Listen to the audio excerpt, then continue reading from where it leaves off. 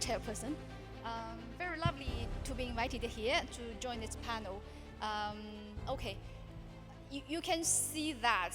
I think this morning other panelists, other guest speakers shared that the geopolitical tensions expanding into shipping industry. But for us, it is of less a crisis, more of an opportunity. So on my presentation here, I will share from my angle what kind of opportunities lies with us and how to achieve some synergy between different regions, players from different sectors. A bit of about me first. My background is very simple. I have been working for PSA, Port of Singapore Authority, then jewelry shipping consultant, British shipping consultant company, and I have been doing some part-time with some innovative startups looking for some financing and fund.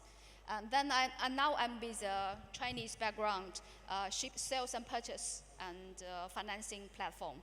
If you log on to the www.shipbit.net, and you will see a lot of vessels on sale for auction. Yeah. And so back to my main topic today. So you can see the confrontation between US and China has been started from long, long ago, and nowadays more becoming more and more serious, and things getting more and more deteriorating. Even if you check the news today, I think the President Trump and President Xi met up in Busan. They have put on hold the USTR 301 investigation targeting China vessels. Also, China also put on hold for 1 year for the countermeasures targeting US-owned vessels. So this is only a 1-year breeze. But somehow we need to think about this kind of a confrontation. Is a short-term confrontation, or is it a long-term?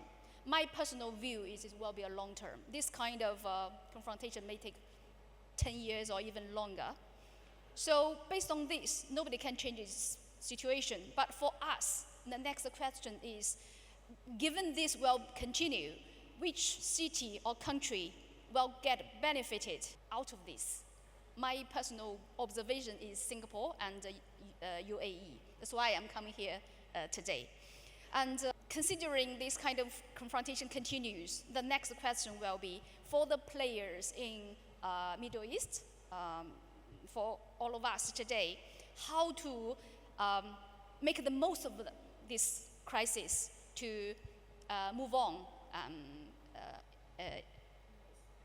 Before we move on to the concrete things, I think we can have a quick look at the tanker new building market.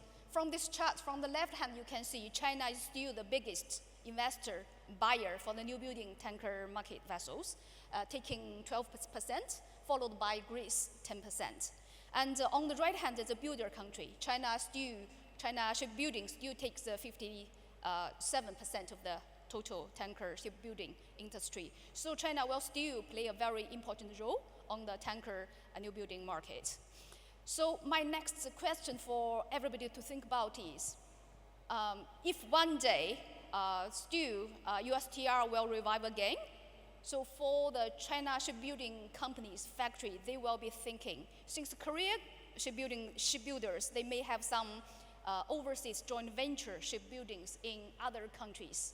Why not China can also set up something similar, shipyard joint ventures with our Middle East partners here, either in Turkey, Oman, or in Kuwait. I think KOTC gentleman mentioned this morning we have a chat that if Middle East shipyards, shipbuilding industry, you want to have some partner, I think China shipbuilders, they have the know-how, they have the expertise. It's something we can explore together.